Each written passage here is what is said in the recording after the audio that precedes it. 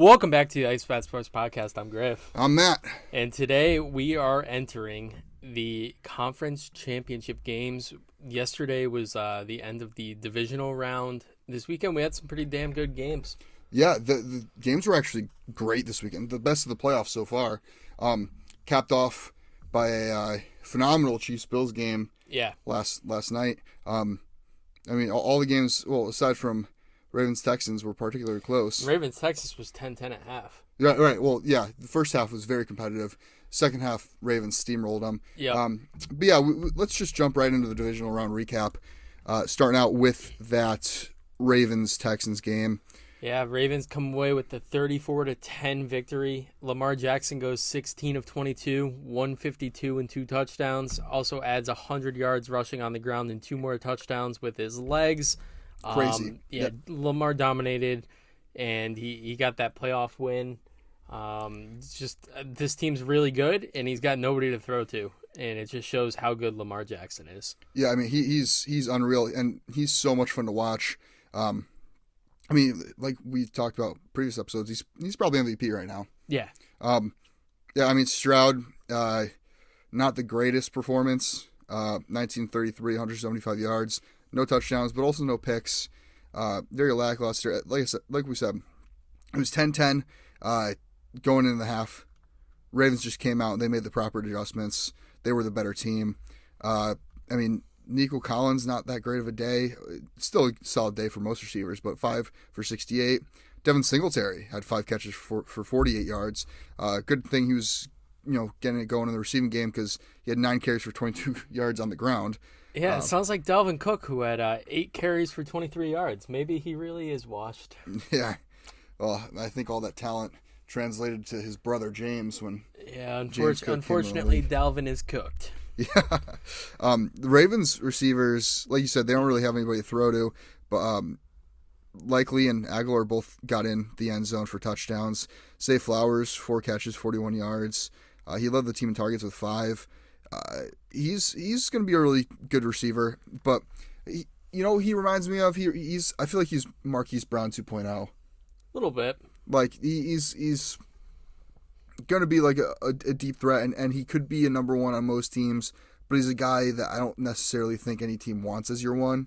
He would be, if he was the number 2 on your team, you'd be better off. Bateman 3 for 39. What Nelson Aguilar catches a touchdown. Yeah, what was dropping him like Aguilar? Man, Bateman hasn't really done anything since he's gotten to the league, huh? 32 catches, 367 yards, and a touchdown on the year. This is a guy that was a first-round receiver. I was a big fan of. So was I. Of Bateman. And where did he come from? Minnesota. Yeah. Yep. Odell, 1 catch, 12 yards. But I was talking to my dad about this the other day, and if the Ravens do go and win it all, and Odell gets his second ring, I'm so not ready for all the people that are going to start asking, is Odell Beckham Jr. a Hall of Fame receiver? I think he is. I don't think he is. I do. I don't think he's. I think longevity has to play a big part in being a Hall of Famer. And although he had 4 or 5 great seasons, he's battled a lot of injuries, and he hasn't been a big factor lately. I don't know. I think he was just so dominant in his prime to where it doesn't even matter. 3 straight seasons of 1,300 or more yards. Pretty crazy. Had that 1 bad season, followed up with 2 1,000-yard seasons, and hasn't had a 1,000-yard season since 2019. Well, he was stuck on the Browns, and then he played 8 games with the Rams, and then tore his ACL in the Super Bowl. Mm-hmm. I don't know. I think Odell's a Hall of Famer.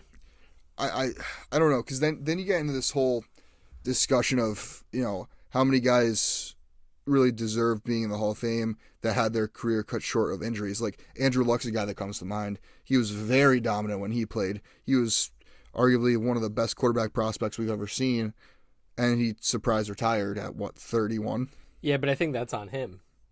He's a quarterback. They're expected to have more longevity there, and he just called it quits, which can't really blame him, but Yeah, well, I don't know. I look at a guy like Mike Evans who's come in and he's just dominated, put up 1,000 yards in every season he's been in the league, and that's what I think when I think of a Hall of Fame receiver. Somebody that's been doing it consistently for so long and so great. And as of right now, Odell and Evans both have the same amount of Super Bowls. They're also in the same draft class, so pretty ironic. But yeah, that's enough of that game. Moving on, Niners Packers. This is a game that the Niners had no business winning. They had no business winning, but somehow pull it off. Jordan Love, 21 of 34, 194, 2 touchdowns, 2 interceptions. Very costly one on that last drive. I don't know what he was doing. No. Cross the body. Come on, that never works. Purdy didn't play great, but he did enough to get the job done. 23 of 39, 252 and a touchdown, no interceptions. Christian McCaffrey's just a beast, 17 for 98, 2 touchdowns. Aaron Jones ran for another 108. I mean, this Niners team's really good, and that was a game that they really should have put up more. They should have been able to blow this team out, and it was just way too close. I'm not so sold on them right now. Yeah, well, I have a couple thoughts on this. First off, Joe Barry's defense was horrible all year for the Packers. All Packers fans called for his head, wanted him gone. And the Packers defense has really taken a big step, big jump in this offseason with the last 2 games. I mean, they shut down Dallas, and you come in and you almost win against San Fran. Heck, they probably would have won had it not been for Jordan Love throwing the game away. Yeah. So this Packers defense, I think they end up keeping Joe Barry, which a lot of Packers fans probably aren't happy about. Also, one thing I want to mention about the Niners, I've seen so many posts about, from Niners fans like Brock Purdy silencing the doubters. I don't think he's doing any of that. I mean, you look at his box score. Yeah, he had an okay game. You actually watch the game. He had so many ducks of passes. Like he's not the greatest quarterback that their fans think he is. And it's so irritating because any quarterback could come in and run that system and be just as productive. You put Josh Rosen in there right now, and he's producing. I mean, Sam Darnold's probably putting up MVP numbers. Yeah. Yep. I mean, as long as you go in and, you can throw the 5-6 yard passes, you're all set. But, I mean, 23 of 39, 252 yards and touchdown, and you won the game. I mean, you can't ask for more. So I do have to give a little respect. He did what he needed to do. I don't think he's like an MVP or anything. Yeah, no, I agree. Kittle, 4 for 81 and a touchdown. He had a big day, yeah. Juwan Jennings, 5 catches, 61 yards. Ayuk, quiet day, 3 for 32. Debo got injured, 2 for 24. CMC added 7 catches, 30 yards. Well, that's what was interesting. So Juwan Jennings had to step up in the absence of Debo Samuel, but also the fact that they struggled without Debo. Yeah. Once Debo left, like they struggled pretty heavily. It's going to be interesting to see them against the Lions next week. Dre Greenlaw, your boy. Yeah. 2 picks. Well, he's really good. Well, but something that I've learned in this divisional round weekend is that if you want a good defense, you need a good linebacker. Yeah. You look at all the these first 2 teams that won.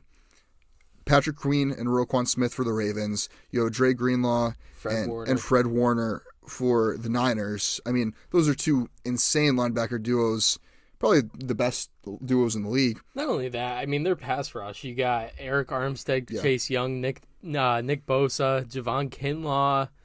This team's good. Yeah, and they had 0 sacks. I know. That's crazy. Yeah, Packers O-line held up. Packers O-line, yeah. That's a team that they've been getting guys like under the radar. They've been getting like guys in the 4th, 5th round, and they've been pinning out. Like, look at Zach Tom. Yeah. Where did they get Zach Tom? Zach Tom has really been shown out. Guy, right? He Wake Forest. Oh. He was a 4th round pick in 2022, and man, he's had an incredible year. Yeah.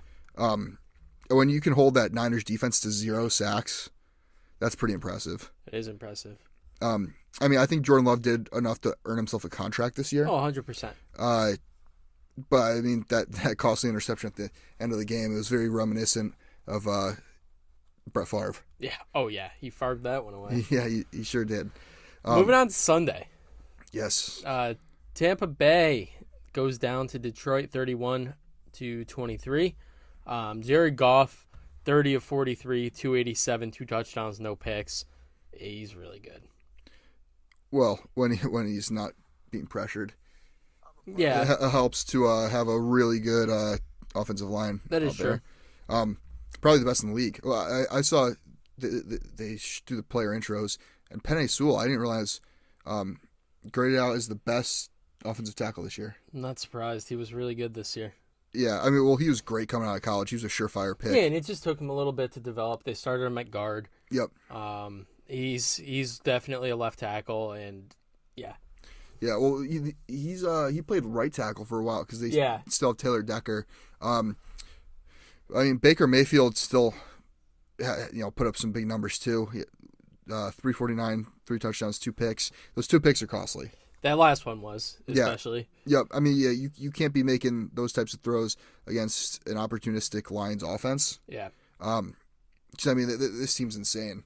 You have Jahmyr Gibbs, 9 carries, 74 yards and a touchdown. 31-yard touchdown run was the longest Lions playoff touchdown run since 1991.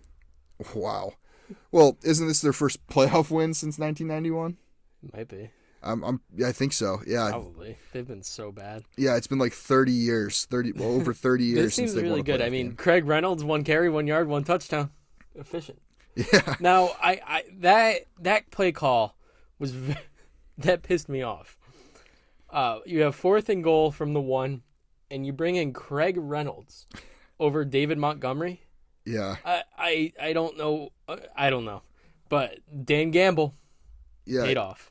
You look at the receiving game. I mean, Lamar St. Brown, big day, 8 catches, 77 yards, and a touchdown. Sam Laporta, as his stats might not suggest, it looks like he had a okay day, 9 catches, 65 yards.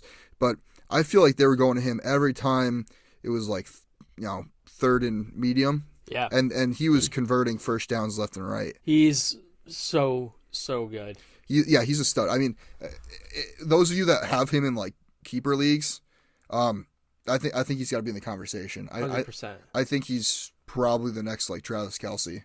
Yeah, I agree. When it comes to fantasy, I feel like he's that much better than the next tight ends like behind him.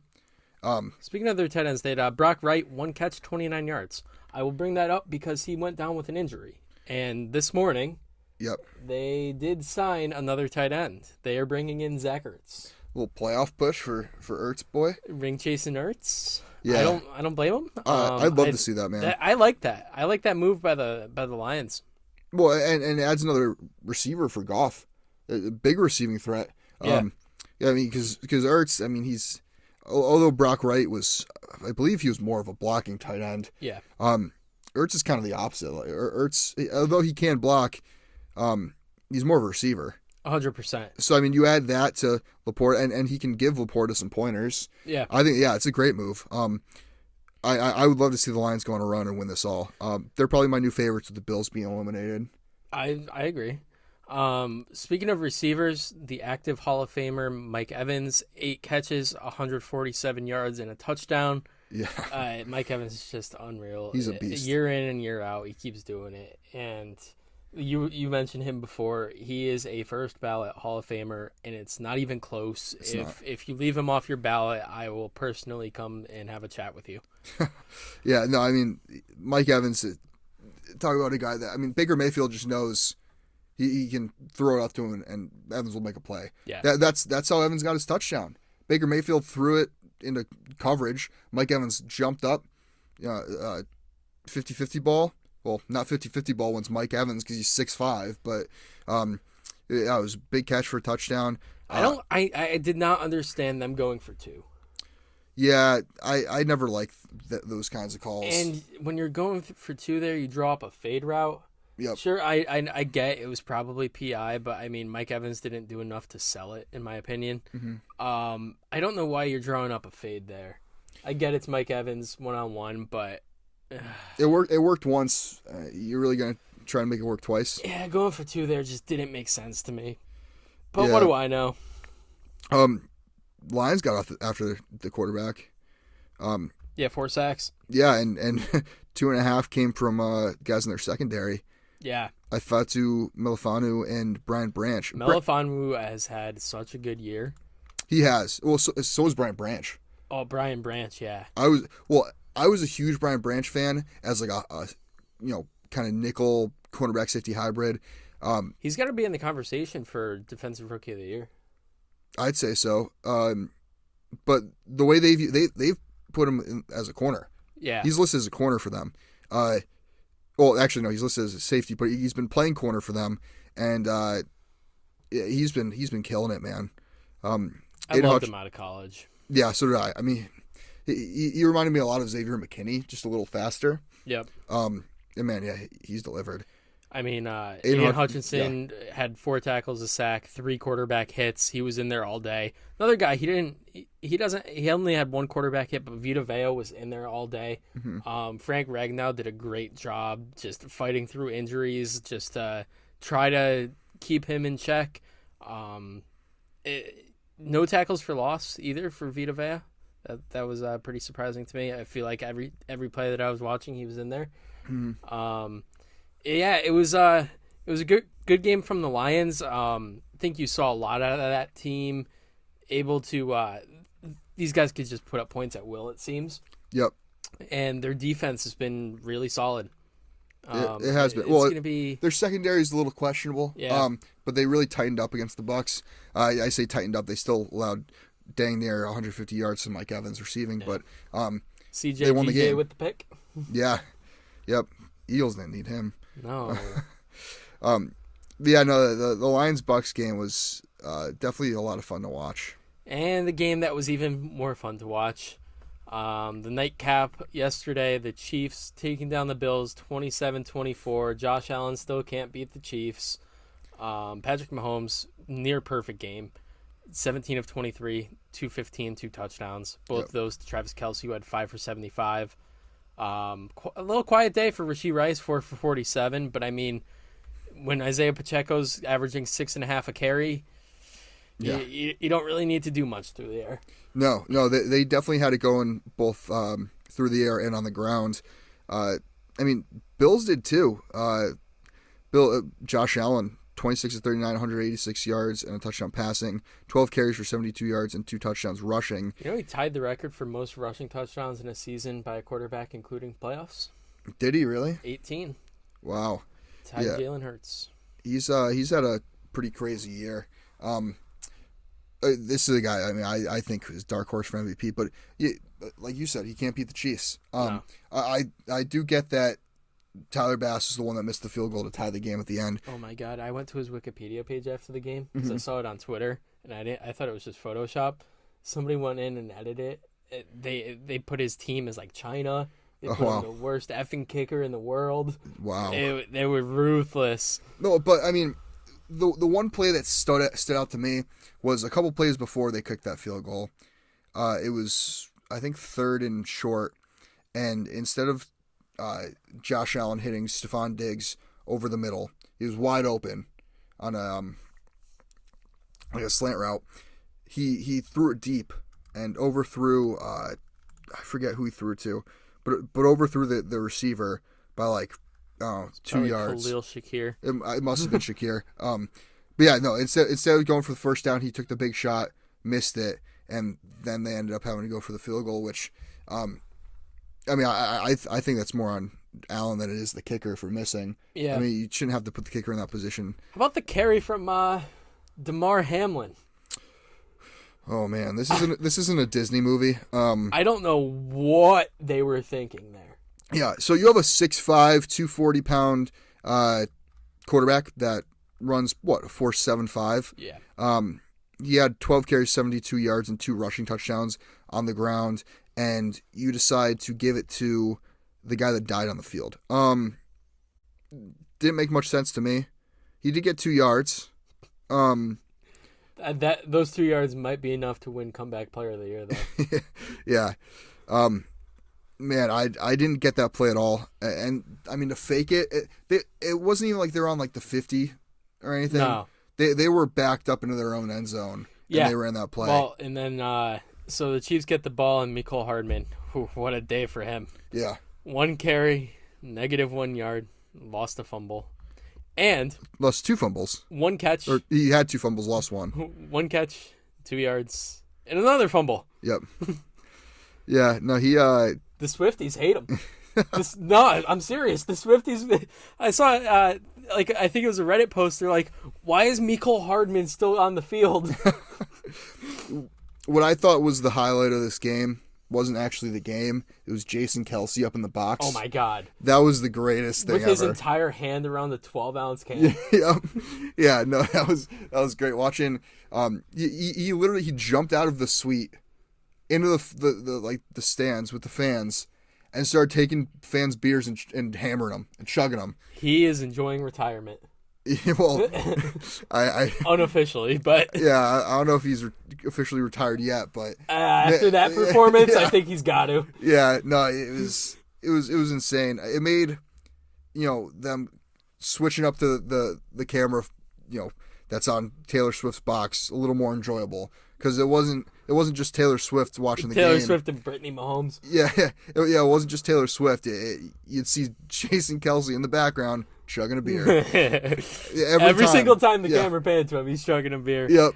And then so there was the picture that somebody screenshotted of when Kelsey scored the first time, and he's sitting there shirtless, and he has his arms out wide, and he's yelling, and you can see his wife Kylie in the background with just the smallest grin on her face, like a little smirk, like, yeah, that's mine. That's my husband, guys.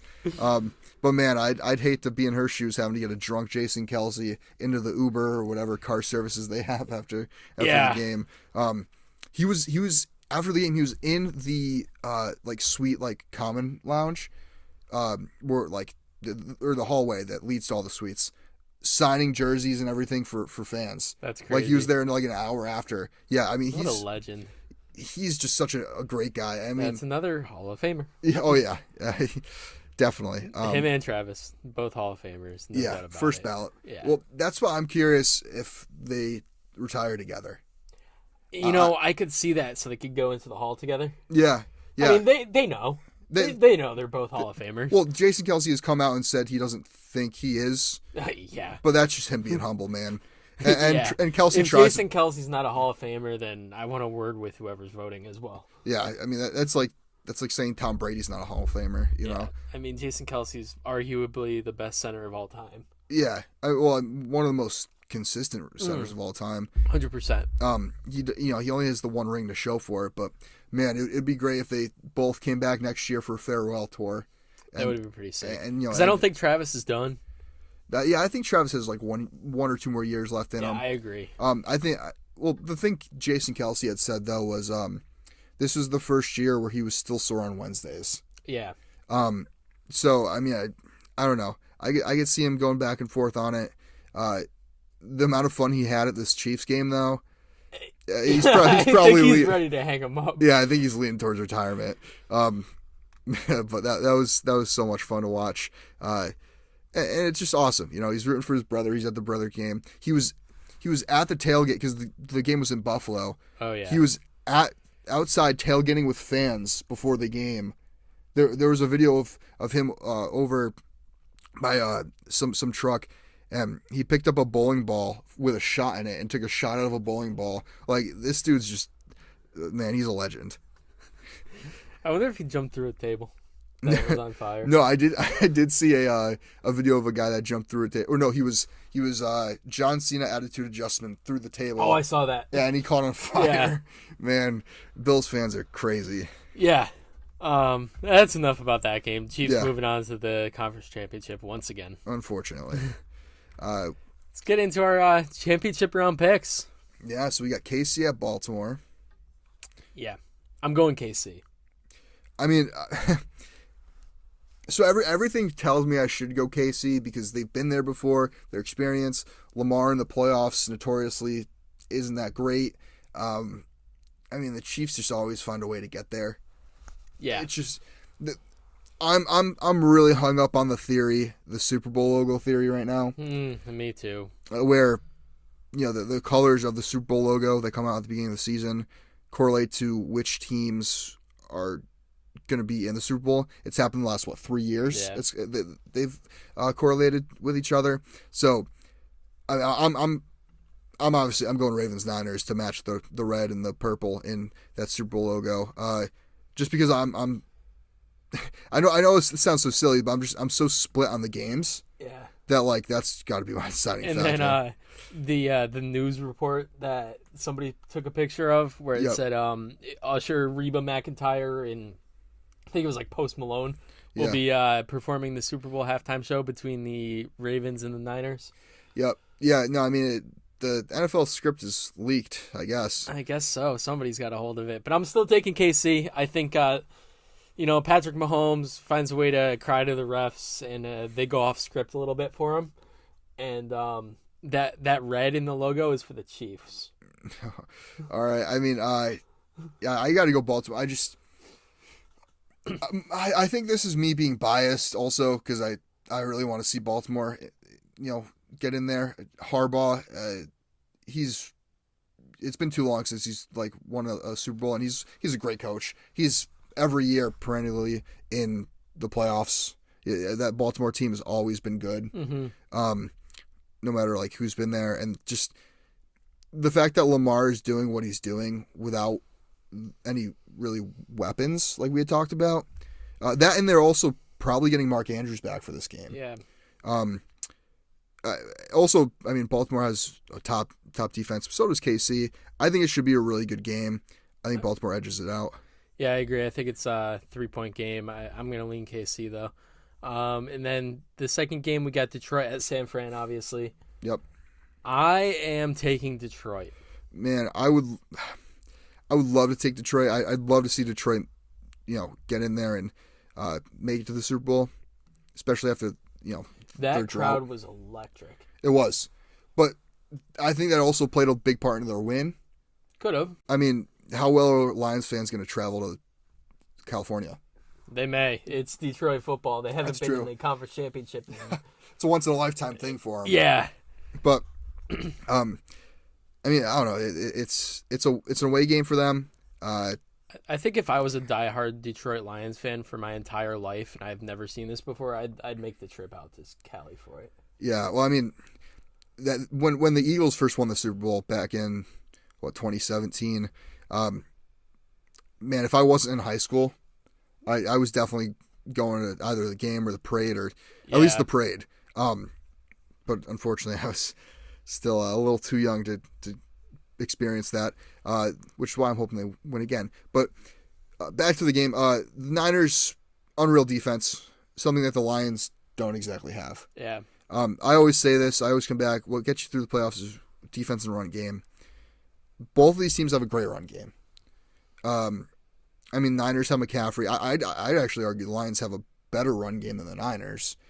But I think the Niners defense just is so much better than Detroit's. I don't know, man. I think San Fran takes it. I'm just hoping we get a rematch of the 2018 Monday night game between the Chiefs and the Rams, where they were both 9-1. Patrick Mahomes threw for 478 and 6 touchdowns. Goff went 31 of 49, 413 and 4 touchdowns. Wow. Little shootout. That's what I want for the Super Bowl. Yeah. So I'm taking KC Detroit. I think that would be a very, very good Super Bowl, and I'm probably going to be wrong on both picks. And honestly, if we get Baltimore safe, any of these matchups for the Super Bowl are going to be good games, I think. Yeah, no, I mean, it's probably 4 of the best teams in the league right now, obviously. Yeah. But they're also all pretty fun to watch. I'd say so, yeah. I hate to admit that, but I would love, if it were up to me, Baltimore-Detroit are winning it. It's a Baltimore-Detroit Super Bowl. That would be nice. That way it's a win-win. Detroit's just the most fun team to watch right now. That and it's such a good story. They haven't won a playoff game in like 30 years. Here they are on a run. You got Man Campbell. You got an underdog story in Jared Goff, who literally the Rams gave picks up to get rid of him and get him off the books. And here he is, taking his team to possibly the Super Bowl. It'd be a great story. But man, I don't know. I'm going with my brain here with Baltimore and San Fran, but I hate San Fran. I'd love Detroit to win. Yeah, that's fair. All right, that's pretty much going to wrap us up. Yeah, there's short gonna episode be today. no pod next week because it's the Pro Bowl, and we don't really want to talk about the Pro Bowl. Yeah. But we will be dropping another mock draft, so be on the lookout for that. Check us out on socials, at IceBath Sports on Instagram and TikTok, at IceBathPod on X, and you could watch the video version of this episode on the IceBath Sports Podcast YouTube page. Hope you guys enjoy the new camera. We'll see you in 2 weeks. As always, Stay cool.